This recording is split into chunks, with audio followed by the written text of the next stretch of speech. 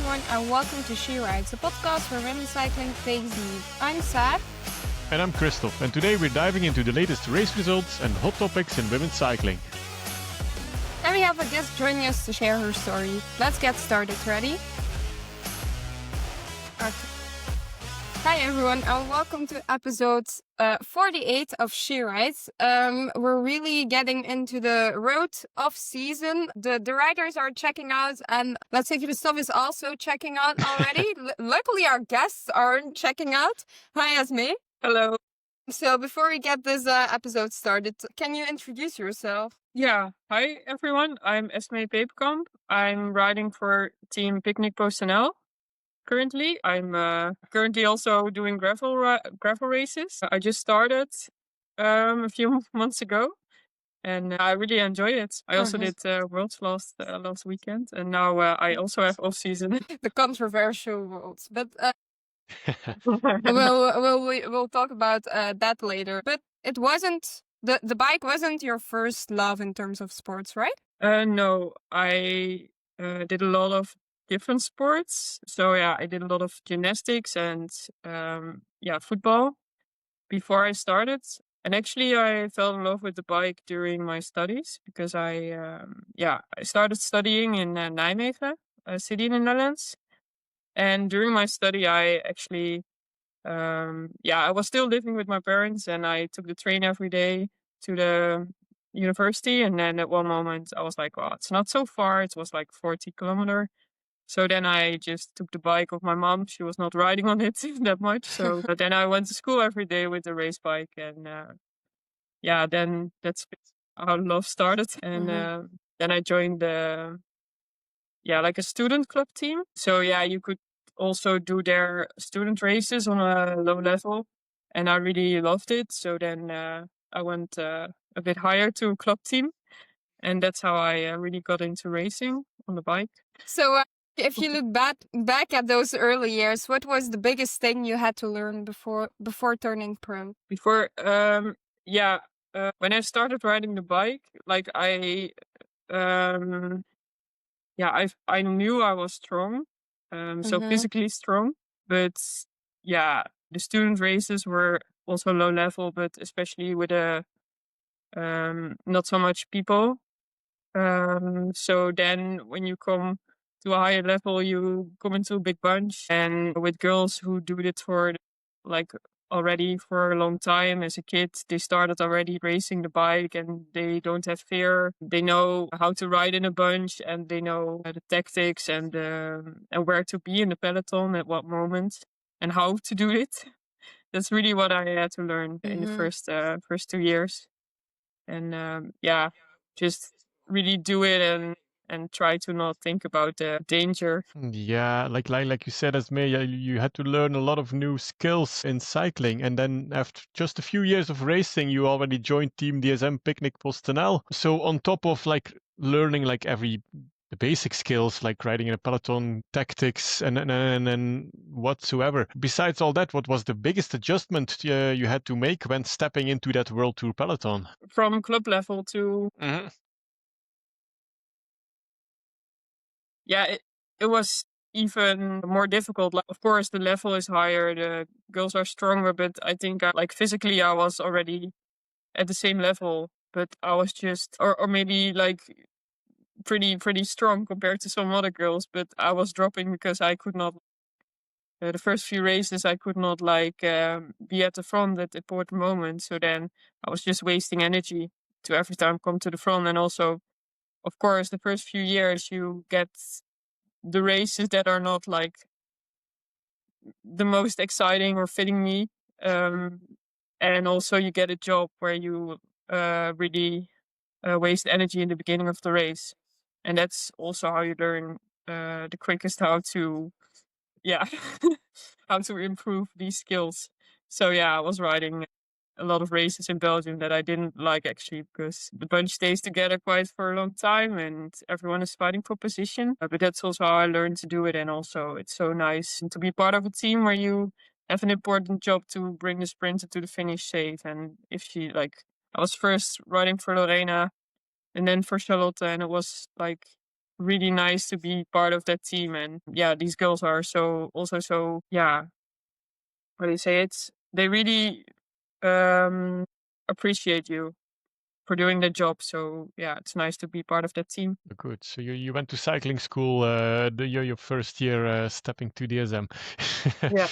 basically. And is there anything that surprised you? What surprised you most about professional racing? Speed, tactics, lifestyle? I can imagine that a whole new world opened up for you. Yeah, I think actually on team camp it was really funny that I never went to Spain in winter. I was studying or I went was skiing teacher in my holidays the years before, but I never went to Spain in winter and live in hotels. Yeah, that everything is prepared for you. And I was in a team with really young girls who were like the opposite. They were already used to it. So I came in there a few years older, but I was like, whoa, what's happening? This lifestyle is so different. And these young girls who did do this for their whole life already, they already used to it. And I was just stepping into a whole new world. That was already really surprise for me.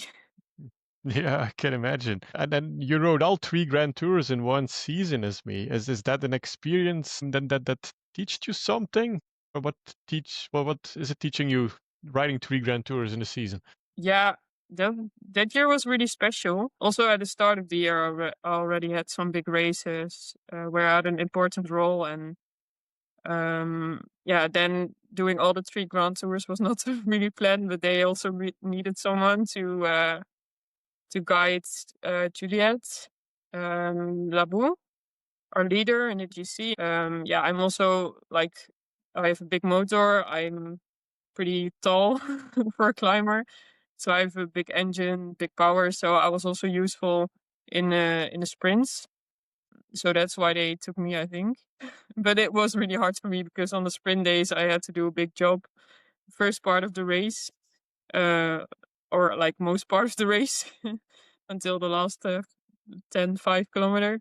And then the other day I had to do the last lead out on the climb for Juliette. And sometimes when she was in trouble, I had to like bring her back to the front group. And like every day I was having a really hard day.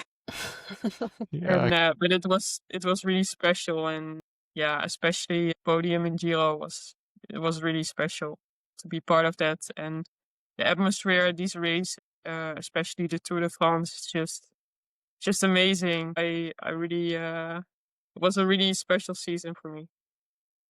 yeah. And like you already mentioned a couple of times, you're quite known for often working in support of others, even double duties in sprint and on the climbs. So how do you find satisfaction when your job is mainly to help someone else win? Do you thrive on that? Do you get your energy out of that? Do you get your energy out of the game, the team win? Yeah, yeah.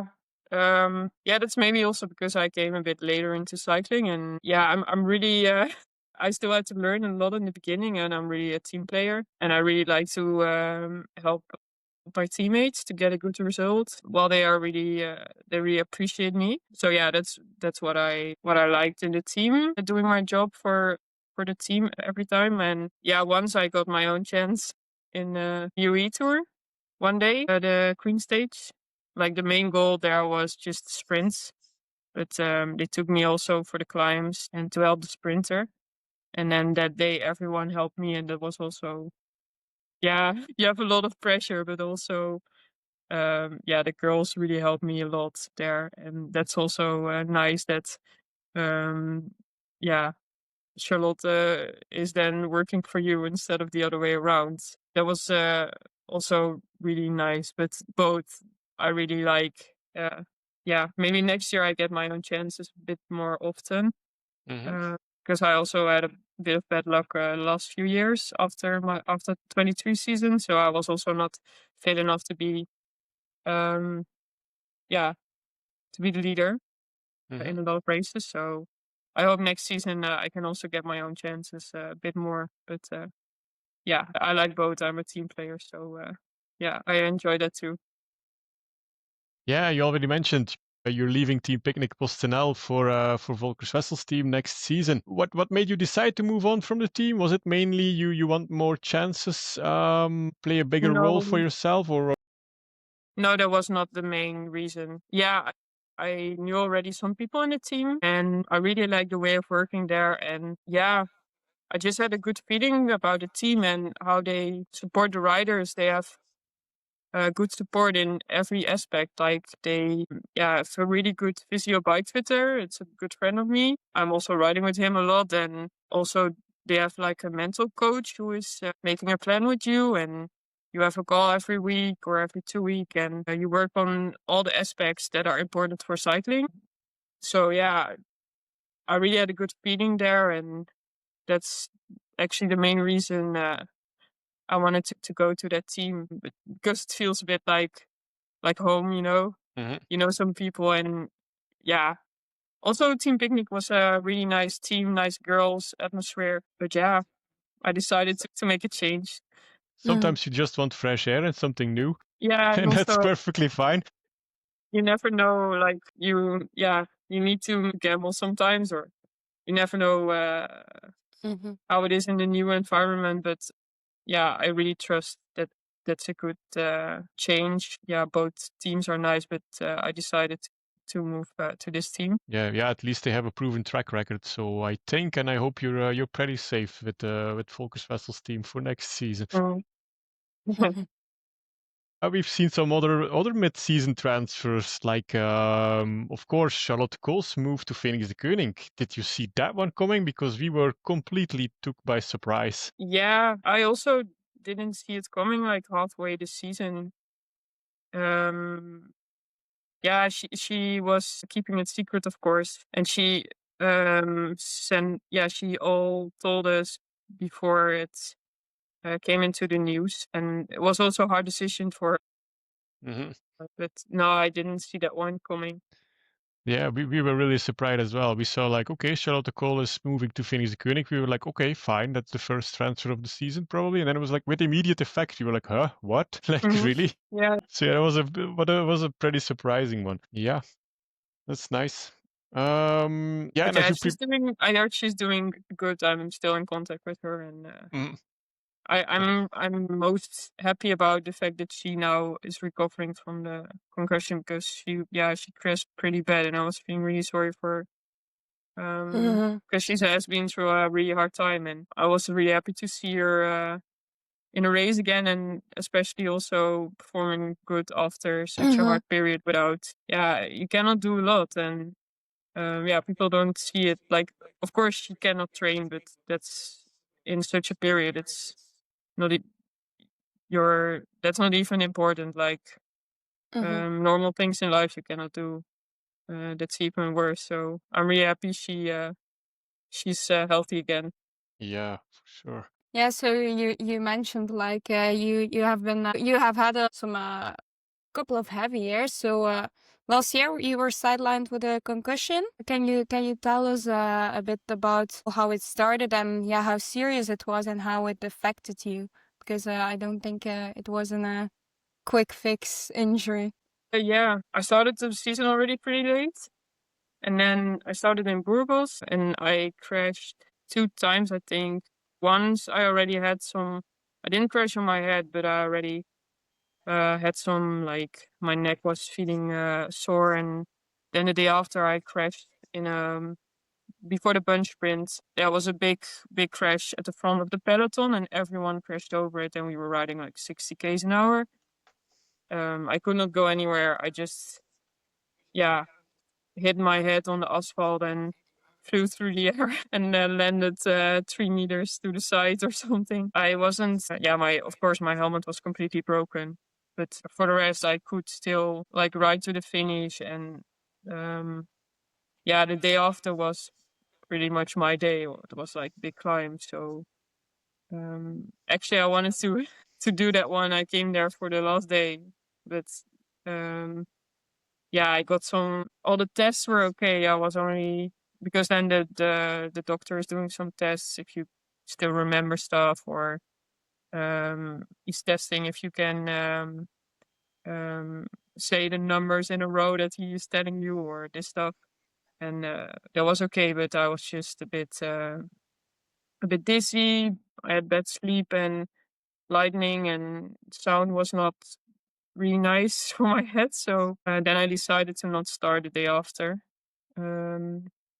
Yeah, then I then followed the protocol, but when I started riding my bike, it went okay. But then the day after, I was in the car and I just felt nauseous at one moment, and I had to park the car next to the road, and I wasn't able to do anything anymore. I covered my head to not see any light because I was having so much headache. And yeah, my mom picked me up, and then I spent 2 weeks in bed, just not able to see light or do stuff. Also, in the weeks after, a lot happened in my personal, like my social life.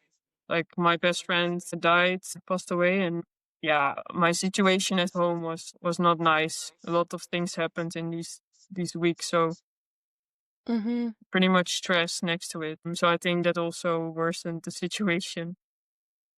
And then every time I tried to find out what worked for me, do some things extra, started like doing some things in the house, in the garden, walks, rides on the city bike, but that was just like 5 minutes, 10 Ks an hour. And then sometimes I was like, today I had a good day. And then I did the same the day after, but it could also be that at one moment I was just again 2 weeks in bed because, yeah, my head was, bad again, but I was also struggling to find out what was the trigger. hmm So I was just struggling for like more than half a year with this. And then near the end of the year, it got a bit better. I still had some headaches, but also my neck was like the muscles were really tight. So I was also having some headaches from there, I think, but you cannot, like, you don't know where the headaches are coming from. So at one moment you are in a loop of getting headaches, and that then you sleep bad and you get a bit more stressed. So you get more tension in the neck, and then you're in a loop of like you don't know where the headaches are coming from, but you know that the result of the headaches is more tension in your neck and giving you more headaches. So you're on this sort of a loop where you don't know where it's coming from and you don't know how to get rid of it.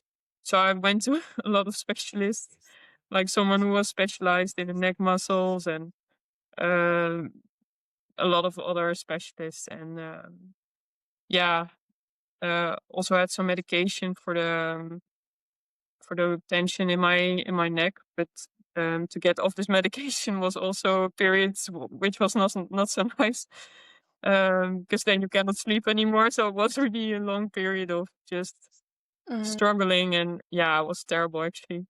But then when I could ride my bike again and have a bit less stress, then it went better, and I went to team camp. I was not fit at all, but was just really nice and giving me already a boost to be part of the group again, and yeah, seeing people again, because I was also a bit stuck at home, and yeah, you don't see a lot of friends or family. Also, you cannot, you don't have that mental energy to visit other people. So yeah, it was nice at team camp. But then I was working towards the first race in Spain, and then yeah, I was not feeling fit at all. And even if I did an hour easy, I was just exhausted. And turned out my iron levels were just way too low. Yeah, then I had to start recovering from that. Yeah. So yeah, it was a bit a long period struggling. And then when I started again, I got a back injury. No way. So, and then it was just before Nonkere, but they already put me on the lineup, and I said, yeah, I just do the first 10K to the cobbles, and then I can help you. And I step off my bike. I finished it, but then, yeah, I made it worse. So, yeah, but then after that, I had some really nice races. And also, I didn't put any stress on myself. I was just really enjoying it because, yeah, especially after my concussion, you enjoy everything in life. Like you put everything in perspective. Mm-hmm. Just the smallest things are really you're really happy to be able to do things again. So being in a race was already for me like a victory. Mm-hmm. So yeah, What Yeah. a bucket of bad luck, Esmee. yeah. What a story. But now I'm back. Yeah, luckily, we're happy about that. Yeah, but yeah, then something else about concussions actually. Does it sometimes worry you to see how quickly a concussion sometimes get minimized in the cycling world? Yeah, it gets me angry sometimes when people don't. Yeah, you have a lot of pressure on you as a rider sometimes, and a lot of Mm-hmm. people expect something from you. And next to already your own pressure, a lot of course, in top sports, you put already a lot of pressure on yourself, and you want to perform, and you have big goals. So if you cannot reach the goal, you cannot do the race, or you want to train for that goal, but then you don't take the recovery time that it's needed for concussion, then things get worse pretty fast.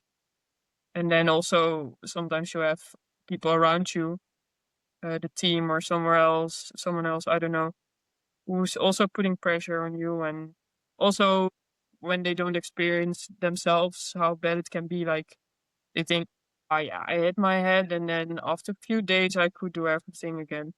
Or yeah, it should not take longer than a week, or I don't know. But every concussion is different and everyone is different, and you can hit your head pretty hard and you recover fast, or the other way around, and people don't realize it.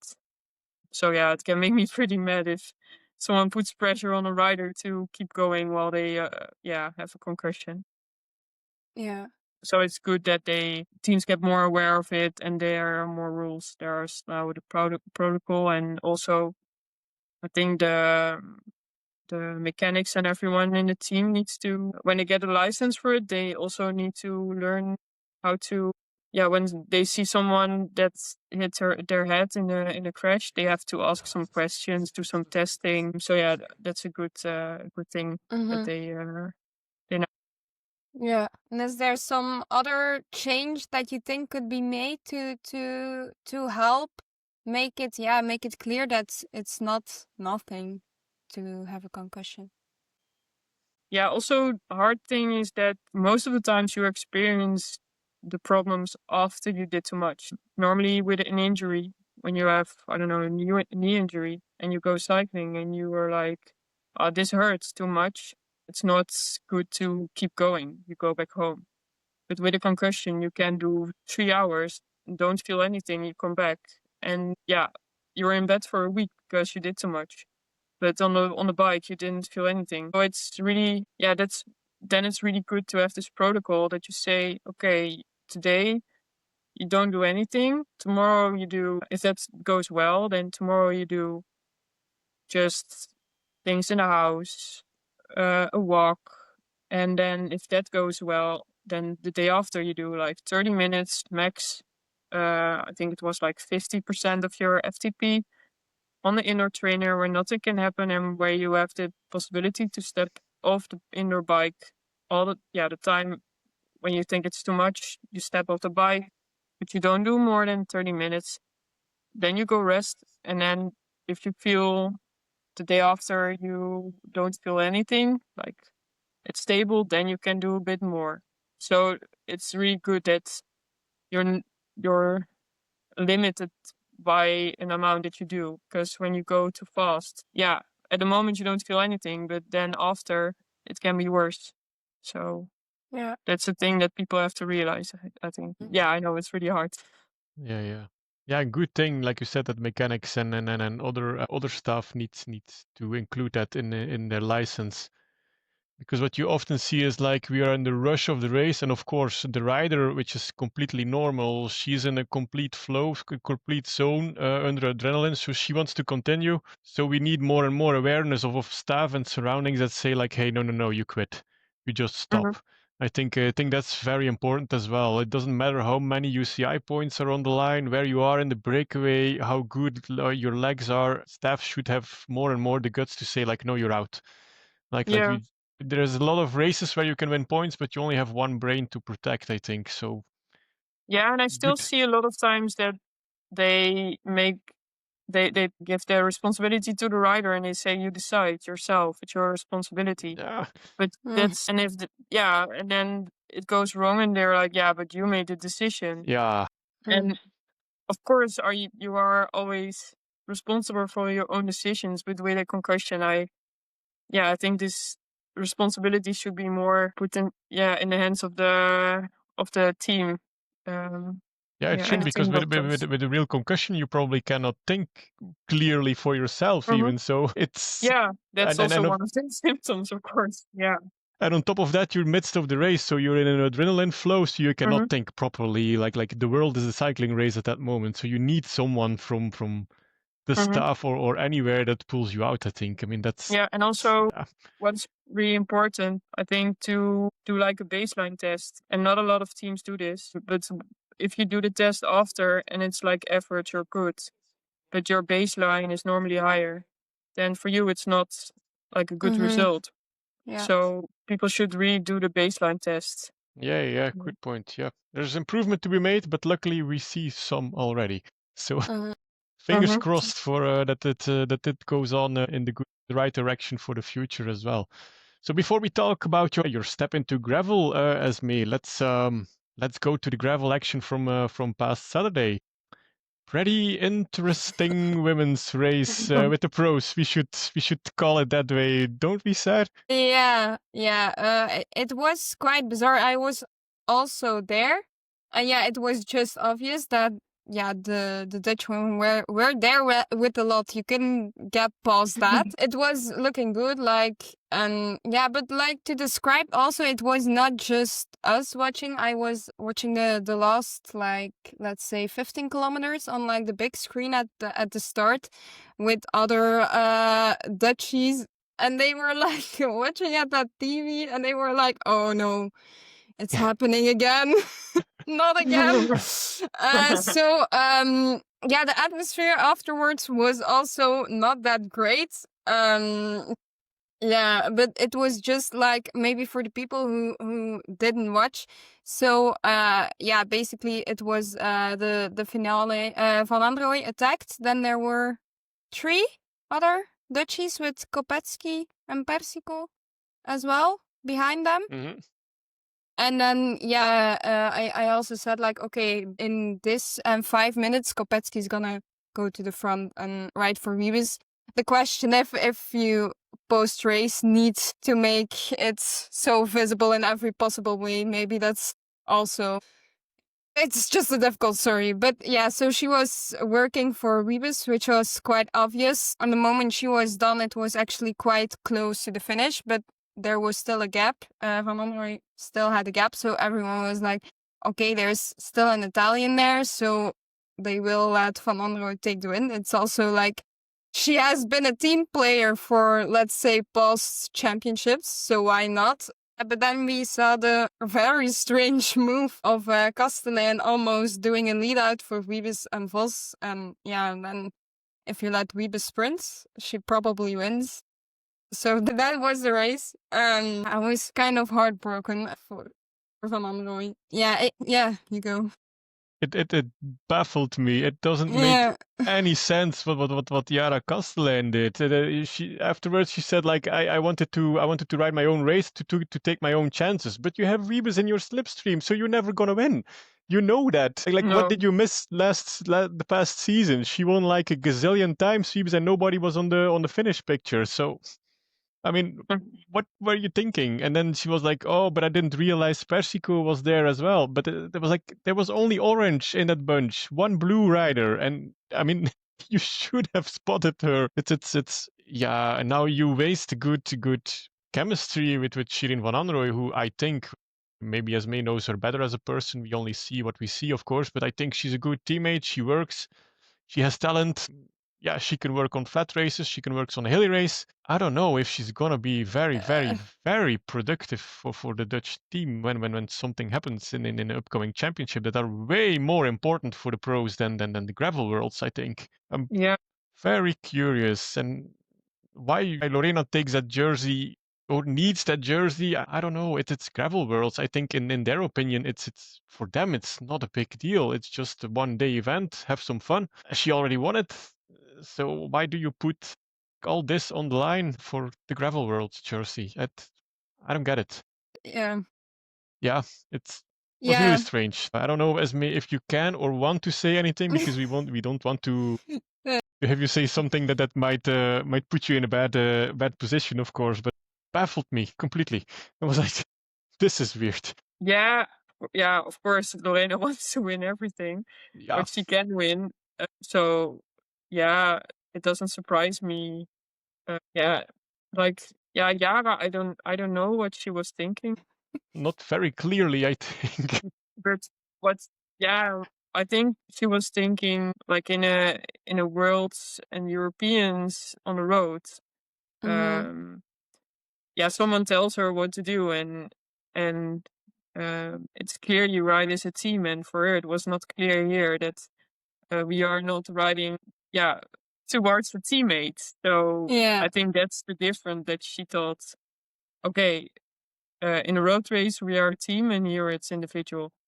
But yeah, it wasn't smart, of course. It was not good tactics. The only thing she wins with it is one place, because now she has Van Alloy behind her, but she was never gonna win it, of course. Yeah. And also, yeah, she she did a lot of road racing, and also like Persico is also doing cyclocross in the past, did cyclocross. So she knows Persico is a good sprinter, so in that Yeah. way it's also not so smart. But yeah, we had I think I didn't read a lot of articles and listen to podcasts about it or anything, because yeah, it's a waste of energy Yeah.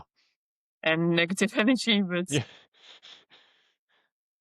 I And think she said something that the bonds coach was not telling us to ride as a team and not closing gaps on each other. But that was, I think, a bit unfair, because the bonds coach was giving, like, I think Laurens is really doing a good job as a bonds coach. Yeah.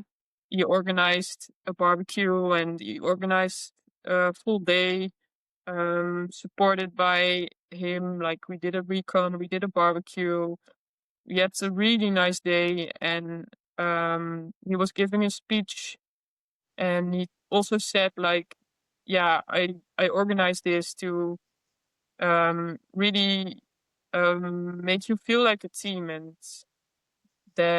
make the team spirit a bit bigger. And of course, it's clear we're not riding closing the gaps to the teammates. We're riding as a team. So might that be clear? And today is an opportunity for you to also talk to each other in a nice, easy atmosphere. Yeah, to talk about the situation where you can be in a race, that maybe when someone is riding for you, that you give something back after. I don't know.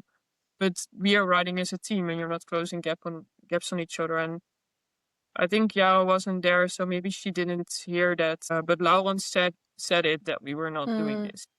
Mhm. But I think she thought this was individual, and road racing is more a team sport. And this is individual, like cyclocross. But of course, it's not smart, and she got a lot of shit about it, and that's also not nice. No. And I don't agree with the people who do this. Like, of course, Yeah, you you can say it's stupid, Mm. but the things that are said on the internet, that's also not good. Like, people make mistakes, but and you can regret it, but like blaming someone and telling, making these comments on the internet, it's like, Yeah. I don't, yeah.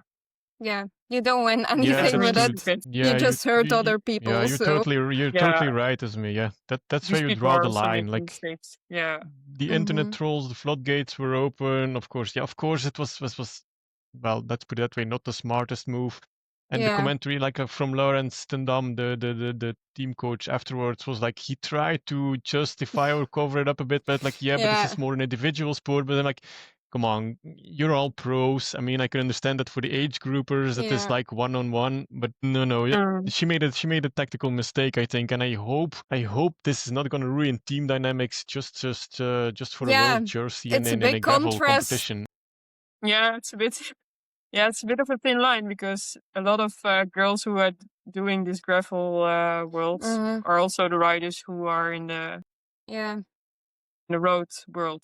Exactly, yeah. So you will meet each other a lot of times in the future, and especially Shirin, because she's a talented rider, and then she will be called up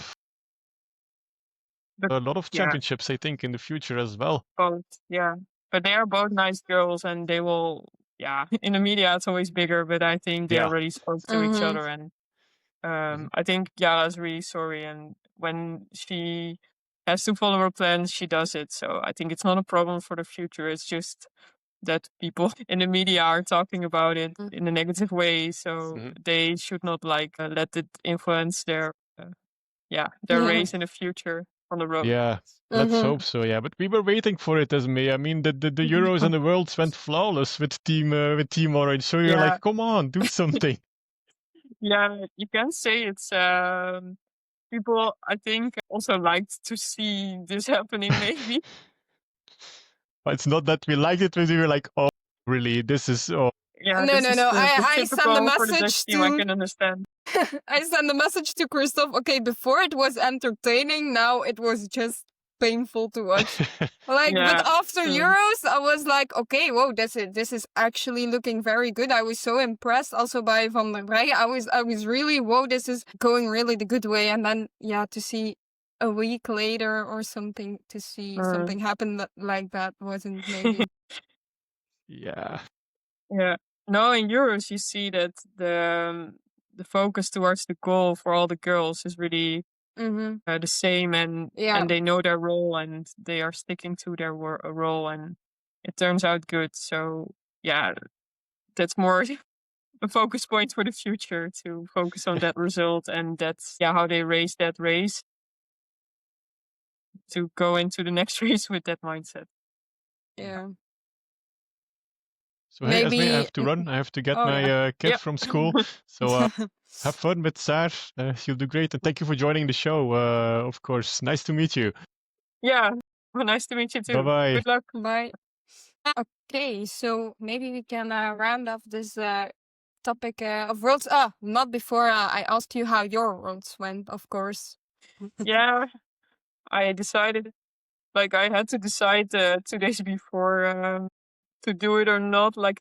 I after my last race, I got sick and I hit my head, and I was not so fit the week before, and my neck and back were a bit not moving and really painful. So I didn't ride my bike for more than a week before Worlds, and then I was like, I just go to the recon because it's a nice day with a barbecue, and I just see how it goes. And I could ride my bike again, but all the rough roads and unexpected movements were really hurting. I almost decided to not do it, but I just thought I just do it and I can always quit. So I adjusted my goals for the race to just starting and enjoying the race. It got better during the race, but then at one moment I got a bit nauseous and I got some pain and felt a bit empty. So then I had to let go the group, and I just rode easy to the finish, enjoy the atmosphere, because it's such a big, crazy event in your own country with a lot of people standing next to the road and cheering for you. So and I went there with some friends, and they also rode the day after, and I really enjoyed it. So it was a good race. Okay, that's nice to hear. And then just to have mentioned everything about that, I will also tell the listeners about how our other She Rides guests did. Lotte Klaas had a pretty good start of the race, but she had a crash. After the race, she needed 3 stitches. I think she finished around 26 spots, something like in that area. I was also cheering for her quite loud, I would say. But we were like in a corner. She had a gel in her mouth and she was like focusing on the corner. And then she heard the cheering and then she almost crashed again in the corner. But luckily, Yeah. she But stayed upright. she passed So me when I parked on a climb. And she said to me she crashed, but she was really focused and like going full gas. So I can imagine she like really rode on the limit yeah, after. yeah, And yeah. it, Yeah, she was but it was really going nice to full see gas. her. Yeah. So yeah, after she stayed upright, it was quite a funny moment. And then we also, of course, had in the age groups Kim Knaps. She was she leveled up. We will call it like that, an age group to the 40 to 44, and she went home with a silver medal, which was an awesome performance for I would say the Dutch speaking or understanding listeners. You need to go to her profile and go like on the highlights and you will find like a little recap of her worlds. It's yeah, worth watching.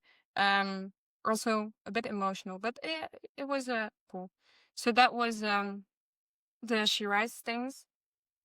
But then we can talk about yeah, you doing gravel as a whole maybe. So yeah, what made you start gravel actually? Yeah. Actually, I was in a period without races on the program. And yeah, it also started to get a bit boring to train for, to don't have goals where you train for. And yeah, my boyfriend was yeah, then not my boyfriend yet, but he was like, yeah, why are you not doing gravel 150? And it was just 2 days before the race, and I never rode on a gravel bike, and I just said, yeah, why not? So then another friend of me has a bike shop, and he had a gravel bike that I could rent for a day. But yeah, it was the cheapest bike you can get with like not good wheels and no good tires for big gravel. So yeah, I did the race and it went terrible. But I enjoyed it so much. I enjoyed every moment of the race and um yeah, I came over the finish and I was like, this was fun. And then I turned out I was fifth still, but like you don't know where you are in the field because we were starting before the men age group and everyone was waiting and our group of girls was waiting for them to pass. And I didn't understand the whole tactics, but now I understand they were just waiting to be able to pick, like, sit in the wheels. But yeah, you don't know where you are anymore. I crashed 2 times because a guy was passing me and then straight away crashing in front of me. Yeah, I was already past. A lot of people passed me, so I was like, yeah, I don't know where I am now in the field. Turned out I was fifth and qualified for Worlds, so yeah, it was fun. And then yeah, what was that after? Oh yeah, I upgraded my bike a bit, and then I went to I think the Hoefalize was the next one. Yeah, I think it was Hoefalize. So pretty technical. And I went just all in from the start on. I just it started with a 5-minute climb, and I just went full gas and dropped everyone. But yeah, I went a bit, bit too fast in the beginning. So in the end, I got 100 flat, and Nicole passed me. So I got second. Oh, it was so much fun. Like it was super technical, and yeah, just an adventure on the bike, and I loved it. So yeah, that's why I continued doing gravel, and also the training on the gravel bike. It's way more enjoyable than on the road bike actually. But I want to go back next year on the road.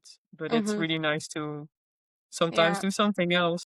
And Yeah, that's nice. What feels most different mentally between gravel and road racing for you? Is it like a difference in pressure or like the terrain? I don't know. yeah, hard question. I think yeah, it's more individual of course. But it's not that you then are more focused on yourself. Like, I really like the gravel scene because it's so friendly. Like, you really feel connected with the other riders and all the people who are going to the races. It's just really nice atmosphere, really calm, really friendly. I made so many friends now in the gravel scene, and every race to see the other riders, yeah, your competitors. It's a bit different than the road. Like, you feel more connected with them than in the road because you are more focused on your own team and not so much with other riders from other teams. And now, yeah, it's just the whole atmosphere is different. But I really, really like that. Yeah. Yeah, and And then of course, tactics are different yeah, because you don't have teams. And the yeah, parkour is really, it also depends on the parkour. But also, there's a lot of difference between UCI gravel series and, for example, the Earth series. Because in the Earth series, you have more your own race. I did at least the one I did. I did one in Spain, Gravel Desert, and you really have your own race, and it's not influenced by the other groups. While in UCI Gravel, it really depends on the groups that are starting in front and behind you. They yeah. really influence the race.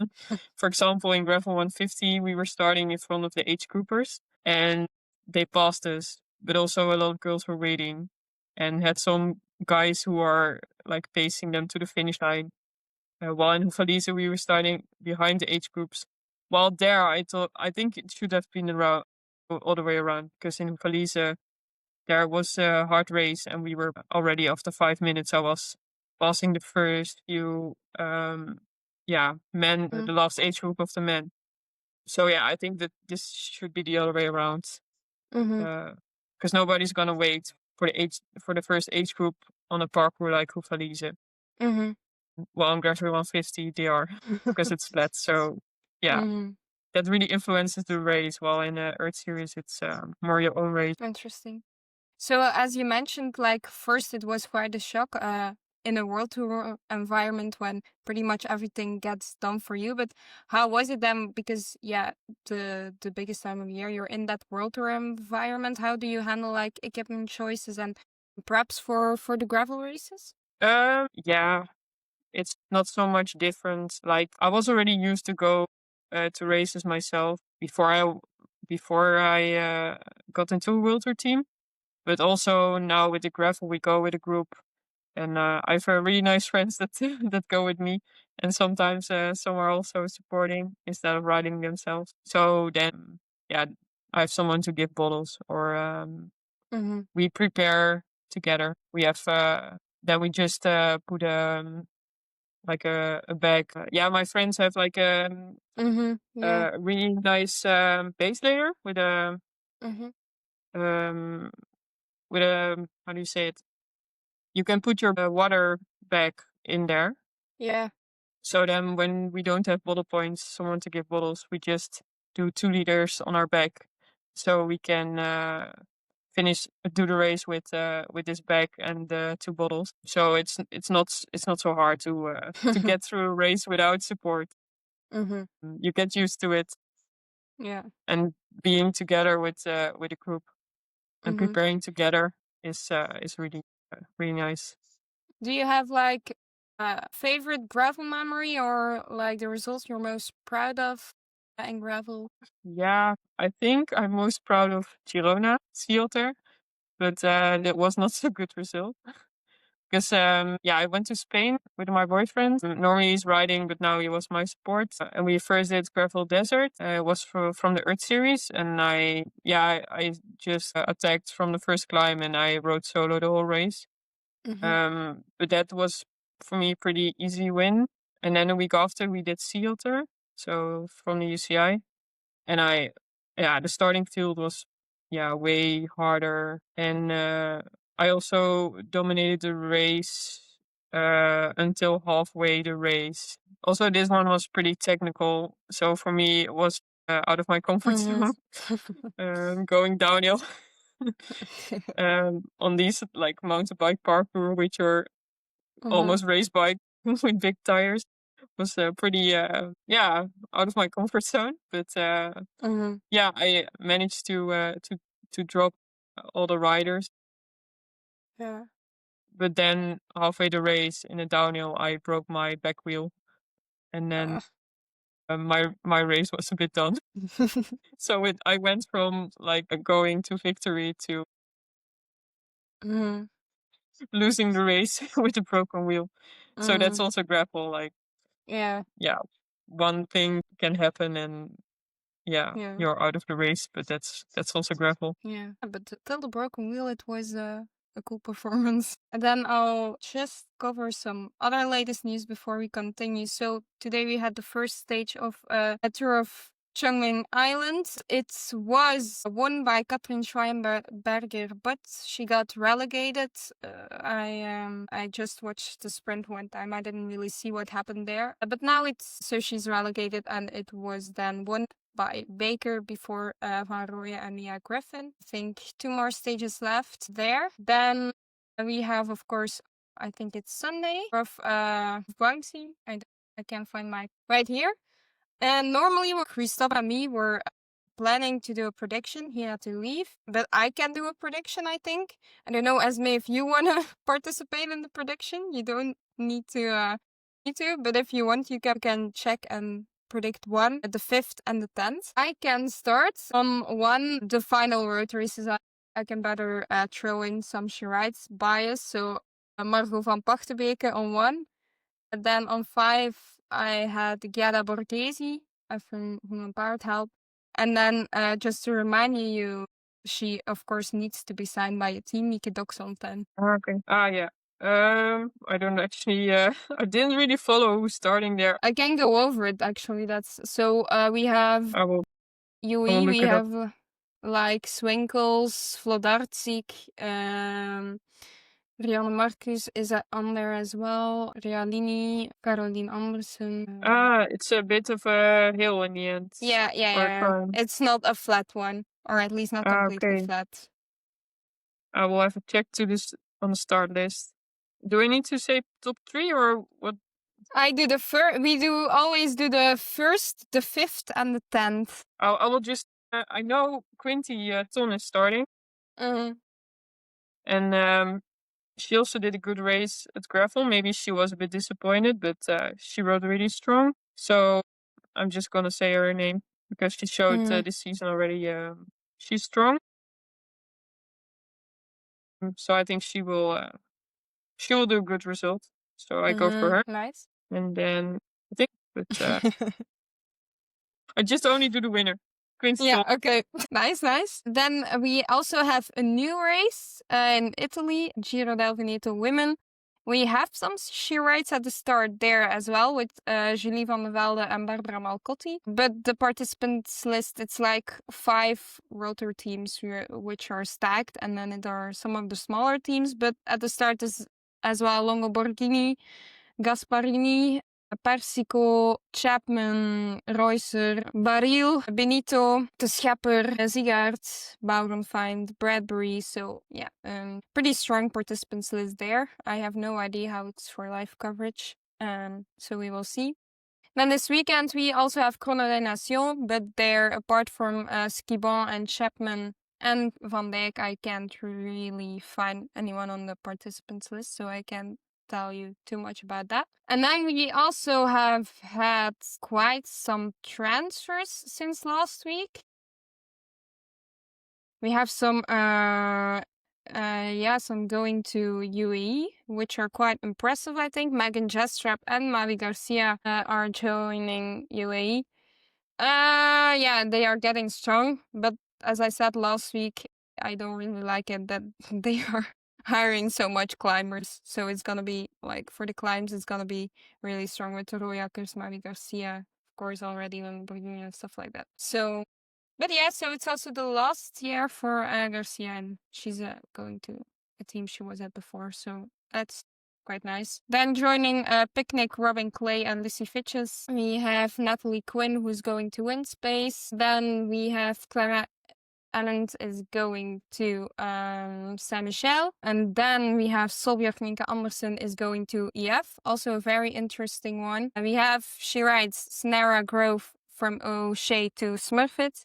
And then the most exciting of them all just came in today. Sigrid Hogsett is joining X Mobility, of course. Also, she rides, super nice person, and she was doing very well at World Heroes and everything before the time she finished Roubaix with a broken hip. Super nice for her that she can join a World Tour team next year. I think that's everything. We also have cyclocross. I think we already have 3 cyclocrosses this week. Tomorrow we have is it Ardooien? I think Ardooien. And then on Saturday, Essen, and Sunday, Ruddervoorde, but no participants list yet. Although Fem van Empel is making her return in Ruddervoorde, so that will be a nice race. Well, and then back to you, Esmee. Yeah, you've got an academic background as well. How did you balance studying and sports? Yeah, I did my studies before I got pro. Yeah. But I think, yeah, for me, it's pretty important to have done a study. And I also like to focus on something else next to cycling. And Yeah. I like to read a lot. And also when you have an injury, except from concussion, it's nice you can focus on something else and not be busy with cycling all the time, and focus on it all the time. That you can also shut off cycling part and focus on something else, what you love. And for me, that's also my studies. And yeah, I think it's possible to do both, especially when you're still young. It's also not good to already do too many hours and to focus too much on cycling and all the things related, like being busy with your food to have it perfect, and all the other things that play a Yeah. role in being a pro. I think that's also makes it more durable to have a pro career, to not start to do things too serious already when you are so young. Yeah, then it's nice if you can do studies together with cycling when you're still young, but then do it on an easier pace, and do like half of it. Or for example, Nienke Vinke, teammate of me, she's also a good friend of me. She's doing, for example, during the season a bit less, like half, and then off season she's doing her full studies because she has more time and focus on studies. So yeah, I think it's possible, but just on your own pace. Yeah. And then outside of cycling, do you have stuff you like to do? Yeah, but it's a bit yeah, I do a lot of things, just what I sometimes also a bit random things, like what I said. I like reading, of course, and a bit of baking, playing piano. Yeah, just doing things with friends, or doing walks, doing nice other things. But yeah, that also gives you some mental energy to focus on cycling again. Yeah. Then to start to wrap this episode up, what was your proudest moment so far on the bike? My what? Your proudest moment as like an Proudest ever on moment. the bike. Yeah. Yeah, that's a hard one. There are so many nice moments on the bike. Yeah, of course, the ride in UE Tour was pretty special for me. Yeah. And also with a nice result in the end. But also riding all the Grand Tours, all the classics. Like these were so. I had so many nice days on the bike. It's hard to choose one. Yeah. Yeah. I think I will go for UE Tour then. Just many proud moments on the bike. That's quite cool if you can say that. Yeah, but it's just for me a bit hard to choose, for example, the one where I got the result myself. Because I'm also really proud on my teammates, what they've reached, and really proud to be part of that. So yeah, it's hard to choose. A good mix of both. And then just a final question. If you could write the dream headline for next season, for your next season, what would it say? My dream headline? Yeah. You mean? Like, let's say if it would be a book or something, like the title of, how would it called? Like something like that, if you get what I mean. Yeah, I don't know. For next year, my goal is just to enjoy road racing again and get back to my level of 23 and don't focus on the result. It's just next year is just about the process to get back on that level again and enjoy racing again. I'm pretty sure I will get some results in that way. And yeah, I'm just really happy to be back in the peloton again. And